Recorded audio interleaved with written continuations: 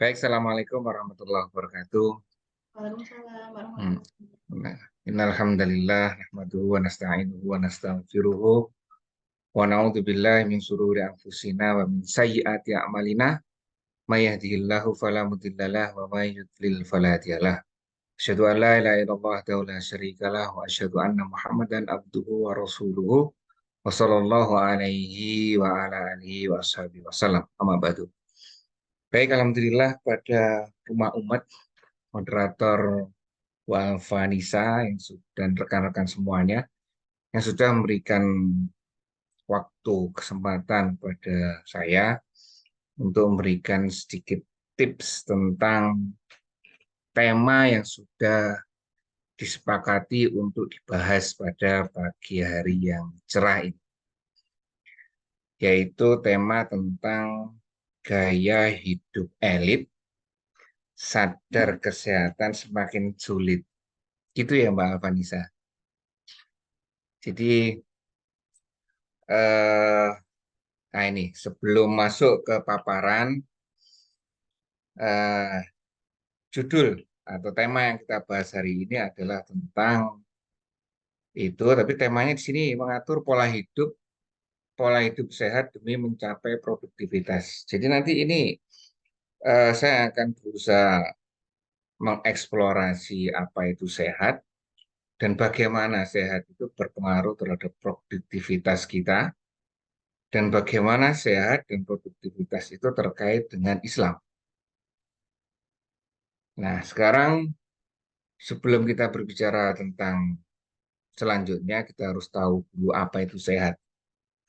Sehat, definisi sehat saya ambil dari Kemenkes, Kementerian Kesehatan Indonesia, yaitu sehat adalah keadaan fisik, mental, keadaan di mana fisik, mental, spiritual, maupun sosial. Jadi ada empat hal di sini, yaitu jasmani, rohani, dan rohnya, dan juga interaksi sosial yang memungkinkan setiap orang untuk hidup produktif secara sosial dan ekonomis.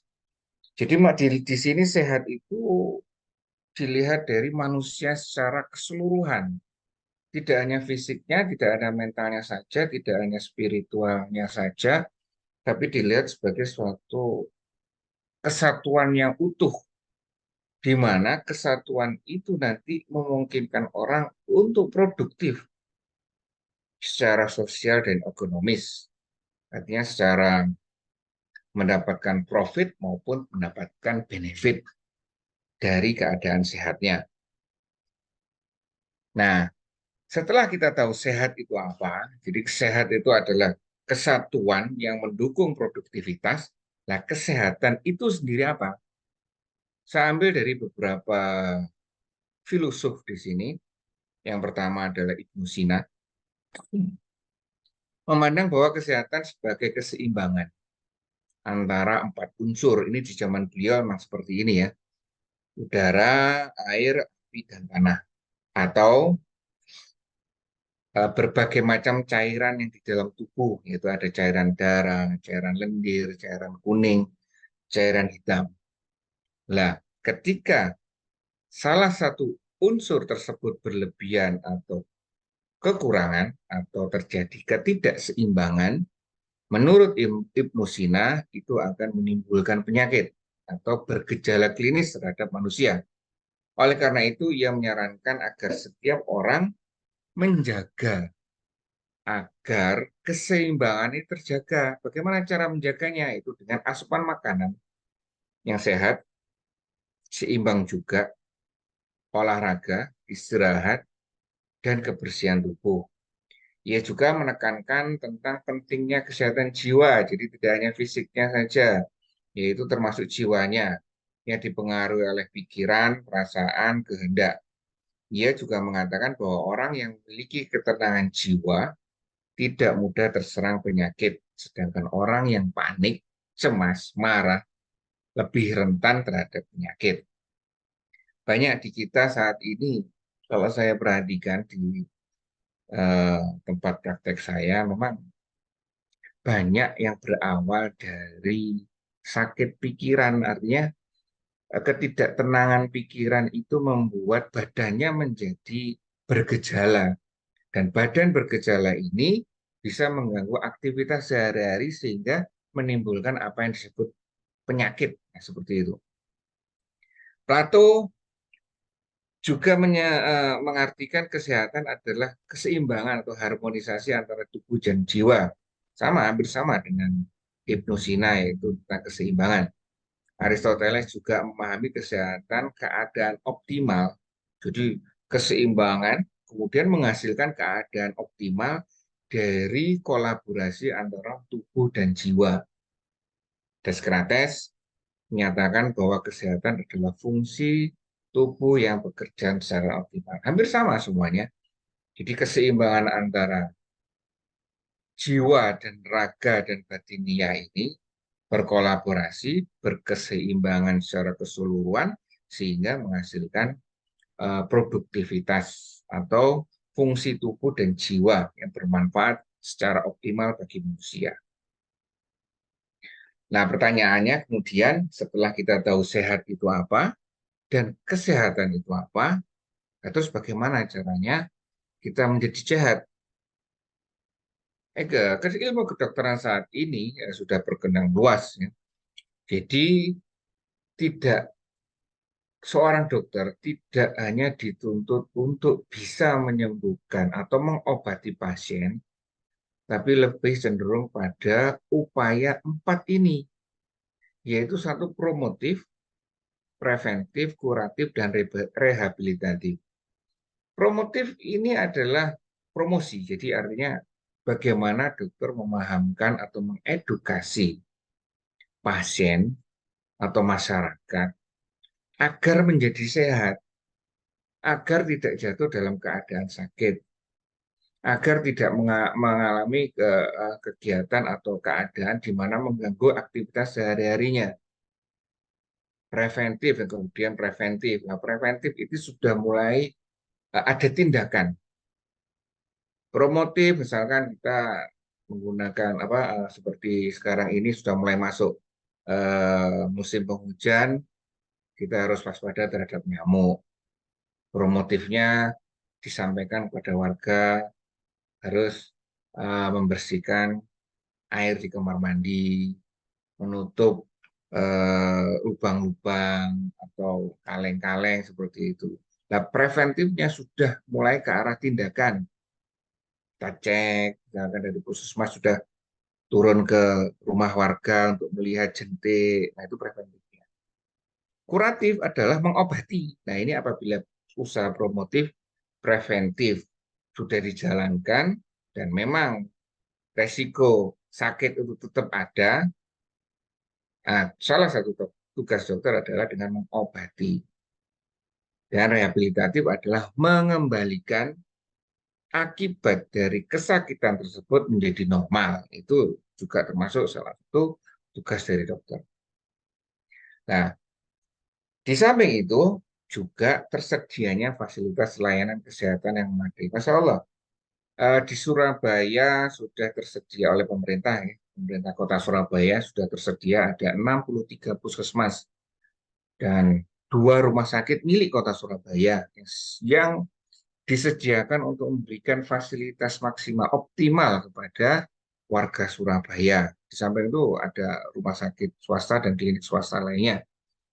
Ini juga ada usaha dari pemerintah menyediakan layanan kesehatan untuk warga.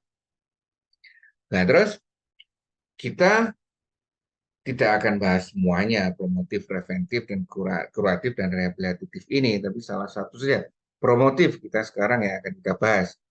Nah, sekarang bentuk promosinya gimana agar kita menjadi sehat? Salah satunya adalah dengan mengedukasi warga tentang pola hidup sehat. Nah, pola hidup sehat sendiri itu apa? Pola hidup sehat itu adalah metode yang digunakan untuk memungkinkan setiap orang hidup produktif secara sosial dan ekonomis. Ini kembali targetnya adalah manusia ini bisa berkarya, manusia ini bisa menjalankan amanah terutama dari Allah. Ketika kita memang tujuannya di sini, tujuan utamanya adalah ibadah, tapi terhadap dunianya, terhadap buat Allahnya ibadah, ke dunianya apa? Terhadap dunianya apa? Kita adalah wakil Allah ya, sebagai khalifah yang ngurusi dunia ini ya kita ini. Nah, agar kita produktif, kita maksimal, kita optimal dalam mengurusi dunia ini dengan berbagai macam dinamikanya, oleh karena itu kita dituntut untuk sehat. Bagaimana sehat? Menjalankan pola hidup sehat. Ini metode. Pola hidup sehat ini adalah metode yang digunakan untuk memungkinkan setiap orang hidup produktif secara sosial dan ekonomi. Baik, nah sekarang metodenya apa? Apa yang harus kita lakukan untuk eh, menjadi sehat? Polanya seperti apa? Nah, saya ambil 8 langkah yang sudah disampaikan oleh Kementerian Kesehatan, dicek nanti Kemenkes RI, di situ ada pola hidup sehat, itu ada 8 langkah. Yang pertama adalah mengetahui kondisi kesehatan. Ini cenderung pada subjektif. Jadi kita punya alarm enggak? Ya kan? Kita punya alarm diri enggak? Kita paham diri kita sendiri enggak? Kita tahu diri enggak? Misalkan kalau misalnya kita memang aktivitasnya tidak terlalu banyak, berarti asupan makannya kita harus batasi. Atau kegiatan kita ditambah dengan olahraga. Jadi makanannya banyak, aktivitas sedikit, akhirnya menjadi numpuk nanti energi di kita. Bahaya nanti. Nah ini jadi yang penting adalah paham akan diri kita. Kita ini sebenarnya seperti apa. Nah dengan tahu kondisi kita masing-masing, maka oh kita awas diri. Sebenarnya kita sehat atau enggak sih? Kita punya resiko penyakit tertentu apa enggak sih? Kalau kita memahami pola hidup sehat dan sudah paham tentang resiko tertentu, atau mungkin bisa dikonsultasikan dengan dokter-dokter sebenarnya saya ini seperti apa. Nah itu ya, jadi poin pertama adalah mawas diri, paham terhadap kondisi diri sendiri. Terus yang kedua, evaluasi aktivitas fisik. Ya, ini penting sebenarnya. Jadi dengan dinamika tuntutan zaman yang seperti ini, sepertinya kita manusia sekarang itu sudah jarang untuk beraktivitas fisik. Kebanyakan dari kita aktivitasnya bukan fisik, berpikir ya seperti itu. Jadi aktivitas fisik jarang sekali. Nah, bagaimana caranya kita agar eh, sehat ini ya? Jadi itu olahraga. Sediakan waktu, jangan luangkan waktu.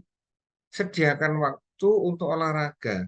Nah, ini yang disarankan oleh Kemenkes 150 menit setiap pekan atau bergerak aktif untuk mengencangkan otot setidak-tidaknya 2 hari dalam satu pekan. Atau setiap olahraga paling tidak kita menghabiskan waktu minimal 30 menit. Ya, setiap olahraga ya, bukan bukan terus jalan-jalan dihitung olahraga, enggak lain. Ini kita memang sediakan waktu untuk olahraga. Selanjutnya memperhatikan asupan makanan. Ini kembali lagi terhadap definisi sehat tadi adalah keseimbangan, keharmonisasian. Ini juga masuk dalam eh, pola hidup sehat, yaitu memperhatikan makanan yang dikonsumsi. Apabila kita paham diri, seperti poin yang pertama tadi, bahwa kita memang kerjanya jarang beraktivitas, fisik terutama, ya berarti asupan yang kita makan yang disesuaikan, jangan banyak-banyak. Nah, nantinya kalau tidak berimbang, ini akan muncul masalah berat badan atau kebiasaan pola makan yang tidak sehat, tidak seimbang antara apa yang dimakan dengan apa yang dikeluarkan, atau kurang mengonsumsi buah dan sayur, nah, seperti itu. Jadi perhatikan asupan makan. Yang keempat, periksa kesehatan hubungan sosial. Nah ini, ternyata hubungan sosial saat ini tidak hanya hubungan uh, fenomenologi, artinya hubungan secara nyata ya. Jadi ternyata hubungan hubungan sosial ini sudah masuk ke area internet dunia maya. Nah, dunia maya ini sudah termasuk mempengaruhi apa hubungan sosial kita. Bahkan hubungan di dunia maya ini bisa berdampak pada dunia nyata. Ya, ini jadi kita harus memanage atau mengatur. Kalau memang tidak perlu untuk mengetahui semua informasi yang di dunia maya, tidak perlu kita tahu semuanya. Nah ini ya, jadi ini yang nanti informasi kejelian kita untuk memanage atau mengatur informasi apa yang perlu kita ambil dari dunia maya itu penting karena ternyata berpengaruh terhadap kesehatan kita. Kelima, berhenti melakukan kebiasaan buruk. Salah satunya adalah merokok, alkohol, termasuk jarang gerak. Ini ya kebiasaan buruk juga nih. Nah itu, jadi eh, upayakan kita keseimbangan kita tidak terganggu agar nanti produktivitas kita juga tidak terganggu. Selanjutnya adalah nomor 6. Nah, ini memilih mengkonsumsi makanan sehat dan cukupi kebutuhan cairan. Sudah lama, saya yakin semua peserta Bapak Ibu di sini sudah paham betul bahwa sayur dan buah itu sangat dibutuhkan dan sangat penting. Tapi kembali lagi, kadang kita konsumsinya itu kurang. Ini jadi tetap saja akan berdampak pada kesehatan kita. Jadi diupayakan, salah satu pola hidup sehat ini adalah mengkonsumsi makanan sehat dan mencukupi kebutuhan cairan. Next, olah stres. Tidak penting ini. Kita tidak bisa menghilangkan stres ya. Jadi dalam pola hidup sehat ini Kementerian Kesehatan menyampaikan mengelola stres, bukan menghilangkan stres. Karena stres adalah sesuatu yang tidak terhindarkan, namun dapat dikelola. Sebagaimana dalam Al-Quran, Allah berfirman bahwa semua pasti akan diuji. Tidak ada satupun makhluk manusia di sini terutama ya yang tidak diuji. Yang diuji itu kalau kita uh, tidak bisa memanajemen atau menyikapi ujian itu dengan tepat, maka akan menimbulkan stres. Ini ya, jadi stres itu kita kelola, tidak mungkin dihilangkan. Poin terakhir, istirahat yang cukup. Istirahat cukup adalah kunci mendapatkan tubuh dan pikiran. Istirahat cukup ini terutama pada tidur, kualitas tidur, bukan banyaknya tidur. Sebenarnya tidur di sini penelitian menyebutkan 5 sampai 6 jam per hari itu sebenarnya sudah cukup. Ya kan? Tapi tidak bisa digeneralisir ya. Kadang ada orang yang butuh 6 jam dan 7 jam. Tergantung usia juga, tergantung kondisi kesehatan juga. Tapi paling tidak, kecukupan ini adalah tergantung dari eh, standar dari manusia itu masing-masing. Hanya saja nanti bukan berlebihan. Kalau berlebihan malah membuat badan menjadi tidak nyaman. Seperti itu. Eh, untuk selanjutnya, nah, kalau bisa, yang sudah dicanangkan oleh Kementerian Kesehatan tentang lifestyle ini, menjadikan pola hidup sebagai bagian dari kehidupan sehari-hari. Jadi 8 poin yang tadi jadikan bagian dari kehidupan sehari-hari. Jadi ya, gitu. Sehingga kita membiasakan akhirnya menjadi lifestyle sehingga secara tidak langsung kita juga sudah eh, menjadikan tubuh kita sehat. Nah, pertanyaannya kemudian, untuk apa sih kita sehat? Untuk apa kita sehat? Jadi goalnya itu apa sih? Kenapa kita harus berusaha payah untuk sehat, mengatur kesehatan kita, menjaga pola makan kita, ya kan? Nah, ini ada beberapa penelitian yang saya ambil dari beberapa jurnal. Itu ada 7, mungkin 6 atau 7 jurnal saya ambil ini. Tapi ini saya ambil dari eh, yang berhubungan dengan pekerjaan. Ya kan. Jurnal pertama menyimpulkan bahwa pekerja yang sehat lebih produktif daripada pekerja yang tidak sehat. Ini dari mana ini? Dari American Journal Lifetime Medicine. Terus jurnal kedua dari Cina ini seperti ini disebutkan bahwa gaya hidup yang sehat secara positif mempengaruhi produktivitas. Gaya hidup sehat, kepuasan terhadap lingkungan secara positif mempengaruhi produktivitas pekerja. Selanjutnya penelitian eh, juga menyebutkan promosi kesehatan. Nah, ternyata promosi kesehatan itu juga mempengaruhi produktivitas pekerjaan, produktivitas kerja. Melalui apa ya? Ternyata menjadikan orang semakin tahu, menjadikan orang semakin was-was, bukan awas, menjadikan semua orang semakin berkeinginan untuk menjadi sehat.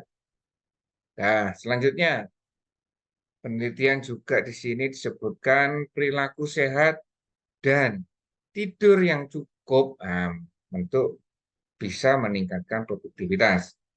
Selanjutnya, masalah kesehatan berdampak pada produktivitas dan biaya. Artinya di sini kalau misalkan ada pekerja atau ada manusia yang kesehatannya turun, maka akan berdampak pada produktivitas turun dan otomatis mengeluarkan biaya. Selanjutnya, hidup sehat dapat berkontribusi pada tenaga yang sama, hampir sama kesimpulan dari penelitian. Selanjutnya, nah ini asupan makanan, olahraga teratur, tidur yang cukup, menghindari rokok. Nah, itu salah satu upaya untuk menjadi sehat atau salah satu pola-pola hidup sehat sebutkan di situ. Dan pola hidup itu untuk meningkatkan produktivitas juga. Kesimpulannya dari beberapa penelitian tadi, artikel yang tadi, dan apa yang sudah disampaikan oleh Kemenkes tadi tentang pola hidup sehat. Oh, ternyata kesehatan itu penting. Tidak hanya penting, ternyata meningkatkan produktivitas manusia. Nah, ini kesimpulannya. Jadi kita sekarang ini ya, sudah mulai ada sedikit pandangan. Oh, ternyata kesehatan itu dampaknya terhadap produktivitas kita secara luas. Next. Nah, karena kita adalah orang Islam, ya, jadi produktivitas ini bisa dilihat dari dua hal. Satu adalah di dunia, yang kedua adalah di akhirat. Produktivitas kita di dunia terkait dengan tugas kita, yaitu dunia adalah objek kekhalifahan kita. Setiap masing-masing dari kita adalah khalifah yang punya tugas masing-masing, ya kan? Yang punya tanggung jawab masing-masing. Nah, itu dituntut untuk produktif. Nah, ketika kita tidak bisa menjaga kesehatan, artinya modal kita tidak dijaga, lah berarti kan akan berdampak pada produktivitas kita yang akan berdampak pada tugas utama kita yaitu khalifah fil ardi ini. Nah, ini dari sisi yang kedua adalah sisi akhirat. Paling tidak kita sama-sama paham adalah akhirat adalah tujuan goal terakhir kita. Semakin maksimal kita di dunia, semakin optimal kita menjalankan peran kita di dunia, harapannya di akhirat nanti kita juga akan mendapatkan reward yang setara dengan usaha kita. Dan juga di sini menjaga kesehatan itu adalah termasuk bagian dari akhirat juga. Ya kan? Bagaimanapun reward yang akan kita dapatkan di akhirat nanti didapatkan di dunia. Nah, apa yang kita usahakan di dunia, kita yakini nanti akan berdampak di akhirat. Ini saling mempengaruhi, saling terkait. Jadi tidak hanya kesehatan itu hanya untuk di sini saja. Enggak. Jadi ternyata kita panjang sampai terkait dengan urusan akhirat. Nah, sekarang kita sudah belajar sedikit tentang Apa itu sehat, kesehatan, dan pola hidup sehat. Nah, sekarang menjadi pertanyaan, ada statement di sini, pola hidup sehat adalah ibadah. Ini sebenarnya tanda seru atau tanda tanya. Nah, itu ya.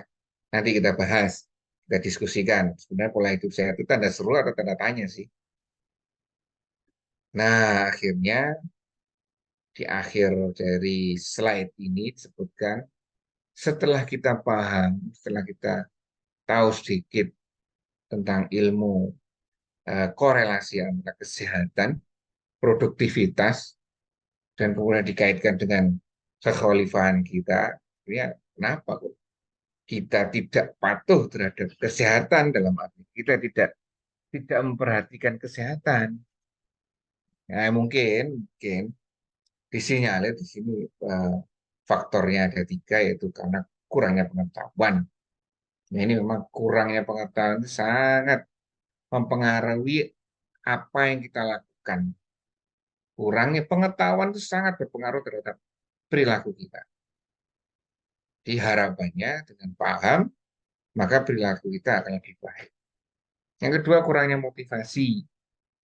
Kembali lagi, kurangnya motivasi itu juga akibat dari kurangnya pengetahuan, literasinya kurang, dasar-dasarnya kurang, ilmunya kurang. Nah, ini yang akan pengaruhi motivasi juga.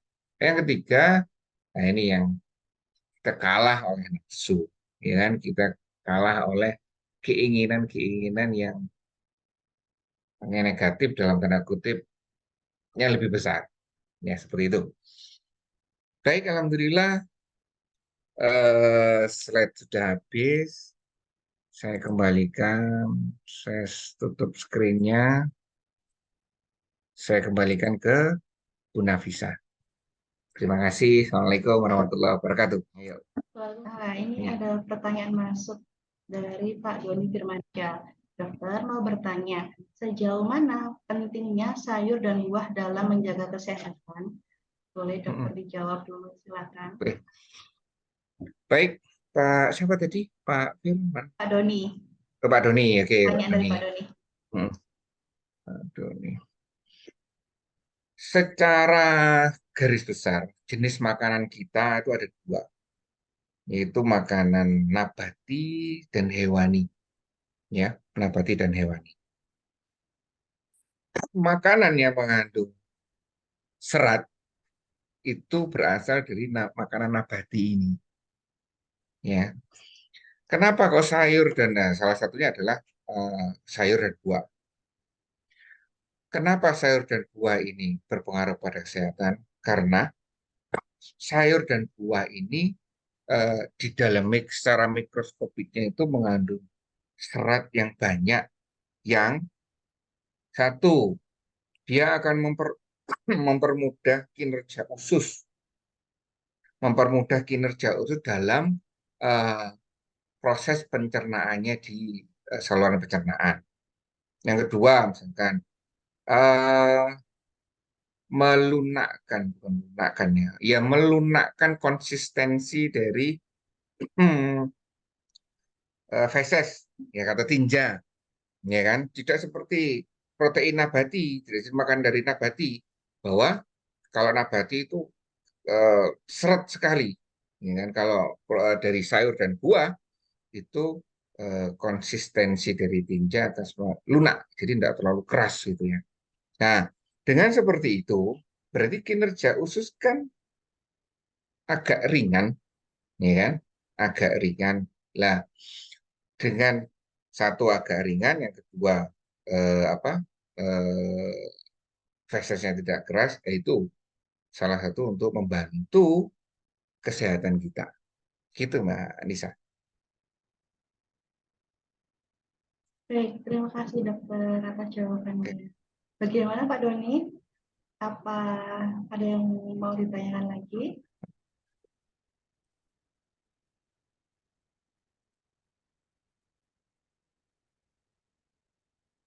Oke, dari Pak Doni Firmansyah, baik dokter, terima kasih atas jawabannya.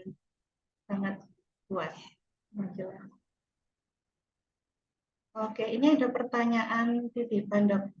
Bentar, saya bacakan lewat WA ini.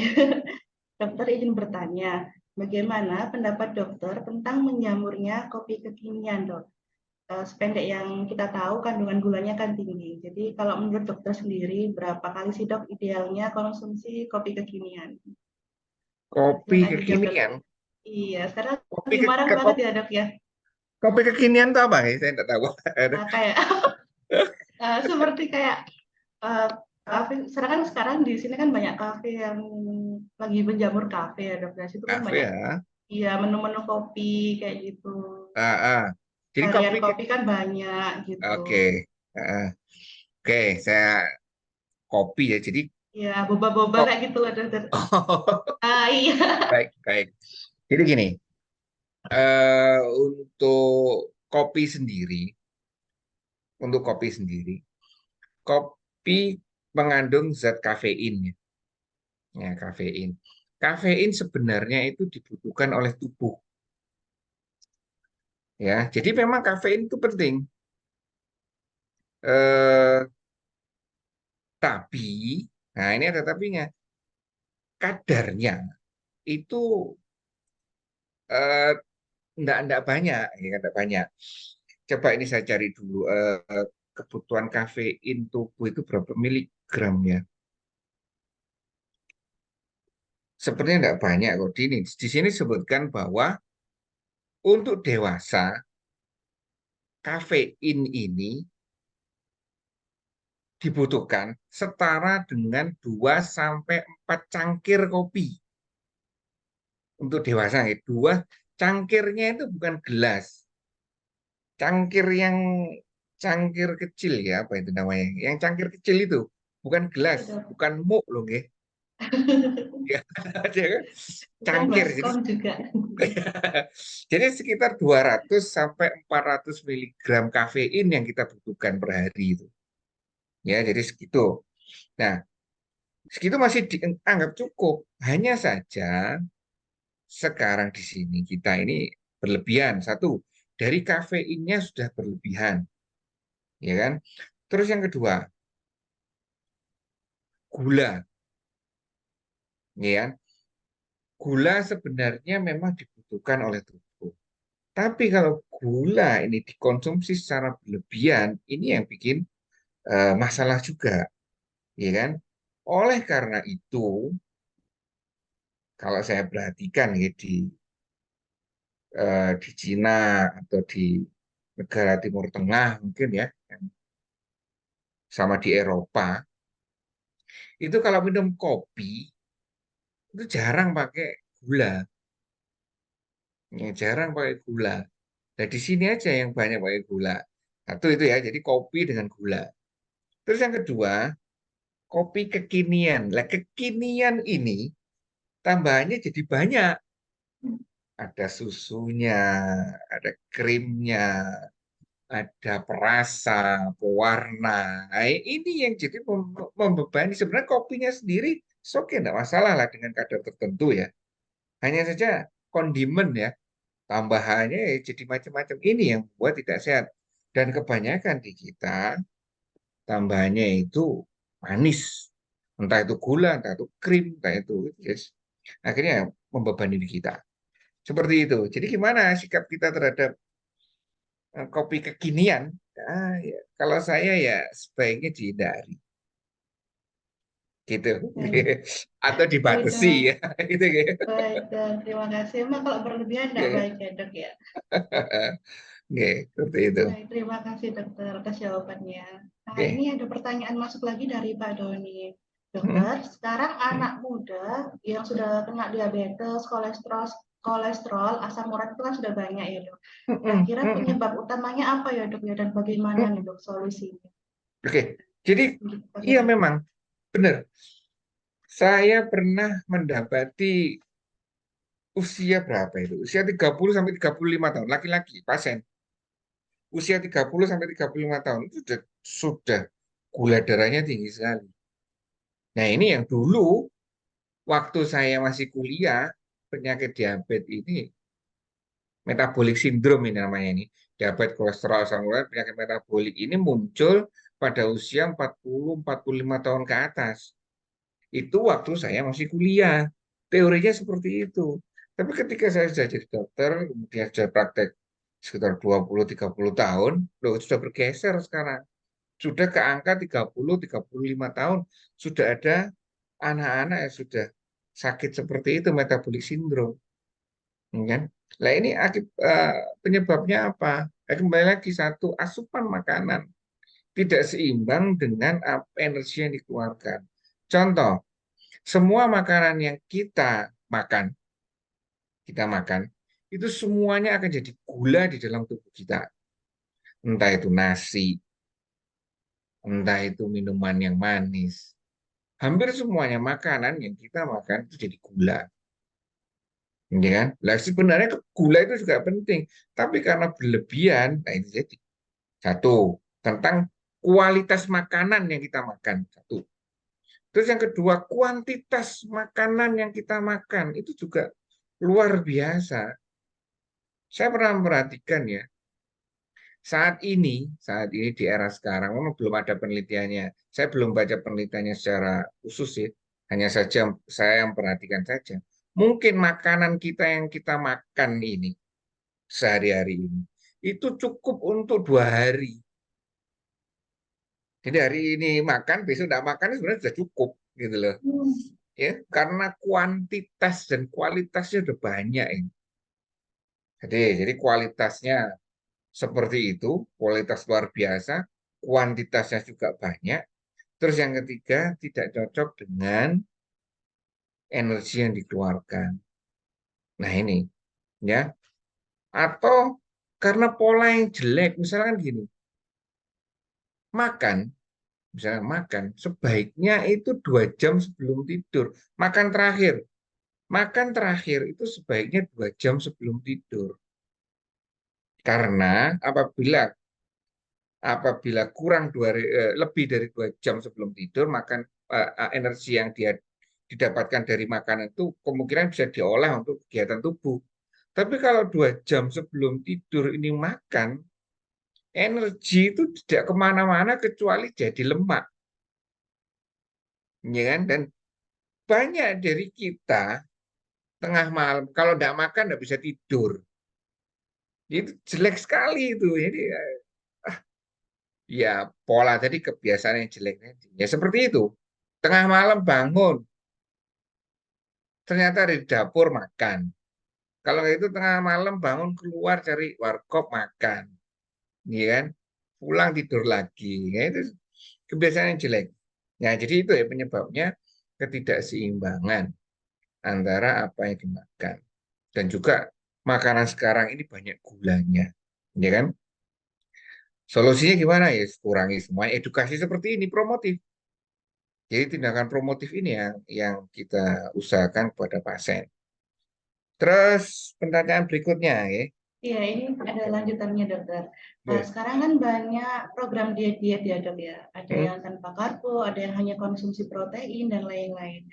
Kalau hmm. menurut dokter sendiri itu bagaimana dok dampaknya bagi Iya. atau mungkin dokter ada saran diet terbaik dok? Oke, jadi gini Silakan ya. dok. Hmm, saya contohnya nih. Saya contohnya. Saya sudah 4 tahun tidak makan nasi, tidak makan mie, hanya sedikit makan roti, ya. Dan itu sangat berdampak bagi diri saya. Tapi apa yang saya lakukan itu tidak serta-merta mengikuti sesuatu yang asal. Artinya apa yang saya lakukan itu dengan kesadaran saya. Artinya iya memang pekerjaan saya kebanyakan duduk. Aktivitas saya di luar kurang, terbatas. Nah, akhirnya saya dengan kesadaran diri membatasi asupan, ya kan, asupan yang saya makan. Nah, terkait dengan program-program diet yang saat ini tanpa karbo misalkan ya, baik juga, ya kan? Baik juga. Hanya saja disesuaikan dengan kondisi kita.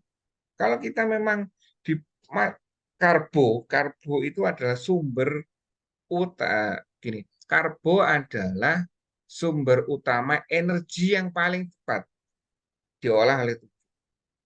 Paling cepat. Protein adalah sumber energi ya untuk tubuh, tapi lambat digunakan, tapi paling besar. Ini kayak seperti misalkan eh, perbandingannya karbo dengan protein itu, kalau ada karbo, tubuh akan pakai karbo dulu daripada protein. Tapi satu protein itu bisa menghasilkan tenaga lebih dari satu karbo, lebih efektif. Nah, terus gimana ini ya kan? Itu tergantung kebutuhan kita. Tapi tips saya yang pertama adalah satu, kalau mau menurunkan berat badan diet ini ya, jangan terlalu cepat. 3 kilo sampai 5 kilo, 3 kilo. Ya, 3 kilo sampai 5 kilo per bulan itu sudah cukup, sudah maksimal. Ya. Terus yang kedua, kalau bisa alami ya dengan aktivitas. Ya kan? Itu lebih lebih efektif. Karena kalau dengan obat itu nanti pasti berdampak lah kan. Bagaimanapun obat itu pasti ada dampaknya. Ya kan? Jadi seperti itu. Jadi terus saran saya gimana? Ya, nggak masalah, tanpa karbo boleh, hanya diet diet keton kalau nggak salah ya, yang protein saja namanya ya. Ya seperti itu, atau seperti dietnya siapa? Deddy Corbuzier, 14 jam, eh, 8 jam makan, 8 jam makan, 14 jam tidak makan. Itu Deddy Corbuzier, insya Allah kalau nggak salah seperti itu. Ya, nah jadi saran saya olahraga aja, lebih lebih turunnya lebih bertahap, dan nanti sebenarnya kalau olahraga itu bentuk kebiasaan ya. Ya itu loh, yang penting kebiasaannya. Kalau obat oke lah cepat, dia 2 bulan 3 bulan selesai kurus. Tapi 2 3 bulan itu belum membentuk kebiasaan. Kalau olahraga 6 bulan baru kurus. Tapi dalam 6 bulan itu sudah terbentuk kebiasaan. Jadi susah nanti kembali lagi gemuk. Seperti itu. Ya Allah, terima kasih dokter atas Eh, pencerahannya. eh, Bentar. Oh iya dok, ini untuk eh, anak-anak dok. hmm. Ada pertanyaan lagi dokter ya. Oh, enggak, Oke, apa-apa. untuk anak-anak dok, sekarang kan sulit menemukan makanan tradisional yang menurut saya dulu sangat sehat, seperti jagung Hmm, rebus, kacang rebus, dan lain-lain. hmm, Sekarang banyak ciki-cikian, kantin hmm, sekolah juga ada gorengan, seperti itu. Bagaimana cara menyadarkan anak-anak supaya konsumsi makanan sehat dok? Bagaimana hmm. cara ya membujuk anak-anak zaman sekarang gitu? Nah, Monggo. ini kembali lagi ya. Tadi ya, promotif. Promotif itu membagikan informasi, ya kan? Jadi kita sebagai orang tua tidak hanya menuntut anak saja untuk tidak makan ini dan tidak makan itu, tetapi harus memberikan pelajaran. Promosi juga ke anak. Artinya disampaikan ke anak bahwa kenapa kok ini tidak boleh, kenapa kok itu tidak boleh. Coba di sekitar Mbak Nisa ada makanan seperti itu enggak? Makanan kemasan enggak? Atau minuman kemasan di sekitar meja? Ada enggak?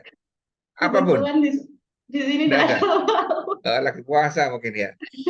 Ya, kalau kita perhatikan, hampir semua makanan dan minuman itu ada kandungannya natrium atau Na. Lah, natrium ini, Na ini, fungsinya adalah mengikat air di dalam tubuh. Ya kan? Berarti kalau kita berlebih mengkonsumsi ini, ya kan, mengkonsumsi Na ini, dampaknya apa? Dampaknya terjadi penimbunan air di dalam tubuh, ya kan? Nah, kalau sudah terjadi penumpukan, kira-kira efeknya apa? Efeknya akan menimbulkan tekanan darah tinggi. Jadi tidak heran ketika ada anak atau lelaki dewasa atau perempuan usia 30 35 tahun sudah menderita darah tinggi, yaitu tadi coba flashback makanannya apa, Nah, sekarang kembali ke pertanyaan ini, kita berikan edukasi kepada anak. Bagaimanapun pengawet, perasa, pewarna, itu adalah bahan-bahan yang ditambahkan, bukan bahan alami, ditambahkan ke makanan. Nah, itu pasti akan mengubah keseimbangan tubuh, mengganggu keseimbangan tubuh. Nah, itu ya. Kalau solusinya gimana ya? Dibekali dari rumah. Nggak boleh jajan ya dok ya. Ya, itu ya. Jadi seperti itu Baik penjelasannya. dok. Oke, Terima kasih atas sama-sama. jawabannya. Nah, ini ada pertanyaan masuk lagi, Dok. Dokter Monggo. ingin bertanya, seberapa penting kita check up kesehatan, dokter? Apakah menunggu ada keluhan dulu, atau mungkin perlu berkala berapa bulan sekali atau berapa kali gitu untuk cek kesehatan? Oke, oke. Eh, sebenarnya, ya sebenarnya ini lebih baik kita itu preventif. Kembali tadi, promotif, preventif, kuratif, dan rehabilitatif. Itu step-stepnya harus dilaksanakan, ya kan? Lebih penting mana kuratif pengobatan atau preventif? Lebih bagus preventif. Preventif dengan promotif, lebih bagus promotif, ya. Apakah kita harus menunggu keluhan? Enggak sebenarnya, ya kan? Insya Allah semuanya sudah ada BPJS atau belum? Insya Allah ada ya. Insya Otomatis kalau Allah. warga Surabaya, ya kan? Nah, silakan datang ke dokter, ya kan? Sampaikan, ya kan? Tidak perlu tidak ke dokter itu tidak mesti ada keluhan. Jadi ini yang harus dipahami dulu ya, diedukasikan lagi kepada masyarakat. Berarti ke dokter itu tidak selalu ada keluhan, ya kan? Jadi nanti ada dua kunjungan ke dokter itu, ada kunjungan sakit dan kunjungan sehat, ya kan? Jadi datang ke dokter, sampaikan, dokter hanya dengan melihat satu usia, berat badan, lingkar perut, tekanan darah, itu sudah bisa dinilai. Oh, pasien ini berpotensi atau tidak berpotensi. Nah, ini karena bagaimanapun seorang dokter yang baik, seperti yang pelajaran dari filsafat kedokteran Cina kuno, dokter yang hebat adalah menyembuhkan sebelum sakit aja, Pak. Itu pernyataan bingung sebenarnya ya. Tapi luar biasa ya kan. Menyembuhkan sebelum sakit. Nah, oleh karena itu kita sekarang sebagai warga datang saja ke dokter, sampaikan, ini kan. Nanti kita lihat secara menyeluruh dari jiwa apa raganya seperti apa, jiwanya juga kita perlu, ini kan. Baik seperti itu, ya. Jadi tidak apa-apa datang konsultasi, tidak perlu sakit, jangan nunggu sakit dulu, ya. Oke. Baik, dokter. Masya Allah jawabannya. Baik, rekan-rekan ada pertanyaan lagi, coba saya cek Oke, dulu. monggo. Ada pertanyaan. Oh iya, ini ada pertanyaan lagi dari Kak Anas. Dokter, bicara tentang pengawet dan pewarna nih, apakah beras, gula, dan lain-lain yang beredar itu ada pengawetnya? Karena kalau saya beli langsung dari petani, warnanya enggak putih banget, dan cepat ada kutu dan lembab kalau kelamaan. Padahal tempat untuk penyimpanannya sama, lebih awet kalau beli beras kemasan di minimarket daripada langsung di Oke, petani. betul. Pripun, dokter? Walaupun tidak memvonis, nggih, tidak memvonis, tapi disinyalir mungkin ada. Bagaimanapun hasil bumi kita secara keseluruhan untuk nyampe dari desa ke kota, untuk nyampe dari kebun atau pertanian ke kota butuh waktu, ya kan? Dan itu harus diatasi oleh manusia. Ya, salah satunya ya dengan pengawet. Hanya saja, ya kan, sepertinya ya saya yakin Departemen Kementerian Pertanian ya kan, pertanian atau peternakan atau segala macam itu sudah menentukan kadar-kadar pengawet yang aman seperti itu. Sama saya kalau beli, yang sering saya beli beras dari petani. Memang warnanya mangkrak dan cepat rusak, ya kan? Karena memang prosesnya dari gabah hanya satu kali giling, ya kan, tidak sampai bersih karena saya meyakini bahwa kulit ari beras itu bermanfaat untuk kita, ya kan? Saya meyakini itu. Jadi tidak perlu bersih-bersih sekali. Terus yang kedua, tidak perlu pakai, tidak hanya pengawet saja, pengharum juga dimasukkan, pemutih juga dimasukkan. Nah itu, ya itulah, ya kan. Jadi ya kita sendiri yang menjaga. Jadi gula, beras, ya kalau disinyalir ada pengawetnya, ya mungkin ada pengawetnya, ya kan. Nah, kalau mau ya beli dari petani, tapi ya dengan konsekuensi dan resikonya, ya kan seperti itu.